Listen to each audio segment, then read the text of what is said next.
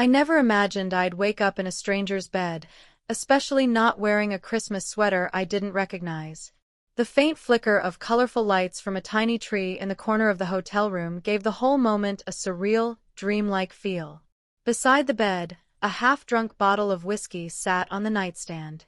Glitter clung to the straps of my heels. My phone buzzed with a message from my husband that simply read, "Come home. We need to talk. My name is Claire. I've been married to Marcus for 7 years. We met during grad school, two stressed-out students bonding over late-night ramen bowls and marathon study sessions in dimly lit libraries. We fell in love gently, over time, and carved out a life of comfortable routines, peaceful mornings, and a foundation built on trust. At least, that last part had been true, until the night of the office Christmas party. I'm not going to pretend I didn't mess up. I did. Badly. The plan was simple: stop by the holiday event, show my face, and head home. I'd even told Marcus not to wait up. I wore a red velvet dress I hadn't touched since our second anniversary, hoping to feel festive, confident, alive again. The night started innocently enough. Some wine, a little dancing, cringe-worthy karaoke performances. Then Jake, a coworker I'd always had a harmless little crush on, offered to top off my drink. I should have stopped at the second glass. But I didn't. And from there, everything spiraled. One moment we were laughing over some joke in a quiet corner, his hand grazing the small of my back, and the next, we were stepping into the hotel across the street. Just like that, I was tearing apart everything I had. For a moment, I considered lying, pretending I had too much to drink and ended up crashing on someone's couch. But Marcus could always tell when I wasn't being honest.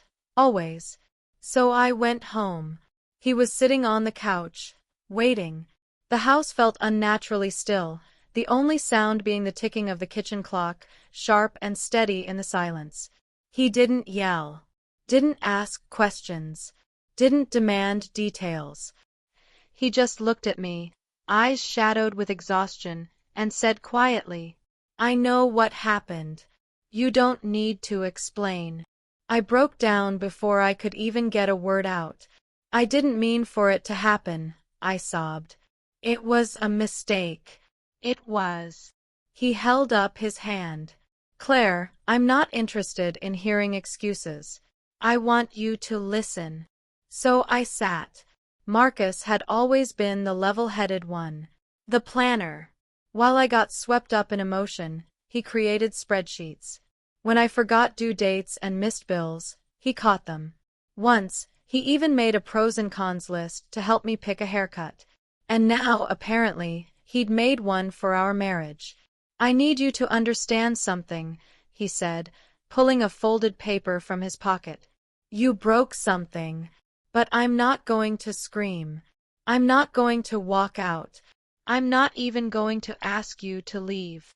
I stared at him, tears still running. "You're not?" asked in disbelief. He shook his head. "No. But I am going to do the only thing that makes sense right now." Without another word, he stood and walked into the kitchen. I sat in stunned silence, watching as he calmly began making breakfast, scrambling eggs, toasting bread, brewing coffee, like it was just another quiet morning in our life. The scent of breakfast filled the room, and with it came a wave of guilt that twisted in my stomach. Marcus slid a plate in front of me and sat across the table with his own. "We're going to eat," he said calmly. "Then we'll talk. After that, it's up to you. You'll have a decision to make." The next hour felt less like a conversation and more like an unexpected therapy session. He opened up in a way that felt both gentle and devastating. He said he had noticed the change in me for months, the emotional distance, the way I had slowly drifted away. "I felt more like your roommate than your husband," he admitted. He told me about the evenings he waited up for me to come home, pretending not to worry. About the Christmas present he had chosen for me, a necklace engraved with the coordinates of our first date, and how close he came to returning it. And then he mentioned someone else. Not out of spite. Not to wound me. just as part of the truth. Her name was Elsie, a co-worker from his firm. A few months back, she'd asked him to dinner after noticing he'd seemed distracted. She never crossed a line, he said. But she listened. More than you have in a long time. That stung in a way I hadn't expected. I didn't cheat, he added. But it would have been easy. So easy, Claire. I thought about it. I really did. I wanted to disappear right then, to peel my skin off and vanish from the weight of it. But I didn't, he went on. Because I made a promise, and I still believe in that promise. But believing in it doesn't mean pretending you didn't break yours. Then he said something that rattled me deeper than anything else. He'd already contacted a marriage counselor. He'd scheduled appointments. He had even booked a hotel room for himself, not out of anger, but to give me space. You have 1 week, he said as he stood. 7 days. Decide what you want. Fight for us, or walk away. But don't come back to this house until you know who you really are and what you're ready to be. No tears. No pleas. He didn't even say goodbye with a hug or a glance. He just left. And I stayed behind, buried in guilt. Over the next 7 days, I sat with the weight of everything I had done. I erased Jake's contact from my phone. I blocked him. I replayed that night again and again in my mind, each memory a blow I fully deserved. Eventually, the fog started to lift. I began remembering the woman I used to be, the one who loved deeply and laughed easily. I cleaned the house. I went through our wedding album. I sat on our bed and opened the small box that held the necklace Marcus had once picked out for me. Tucked inside was a note in his handwriting. I still believe in us, but I can't be the only one who does. I called the therapist. I wrote Marcus a letter, every word raw and honest. I cried into my pillow like a heartbroken girl in her 20s again. But more than anything, I forced myself to face the question I had been avoiding. Why did I do this? Not just the cheating, the emotional distance, the quiet unraveling. And the answer, when it came, was both simple and awful. I got too comfortable. Then I got afraid. And instead of facing that fear, I ran into the arms of someone who wasn't even right for me, because it was easier than confronting what I was losing. When the week ended, Marcus came back.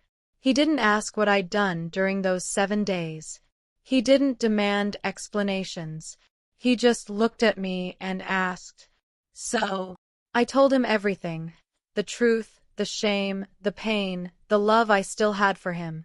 "I don't expect forgiveness," I said, "but I want to earn it."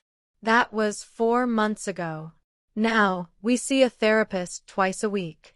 We share the same bed again, though sometimes he turns his back to me before falling asleep.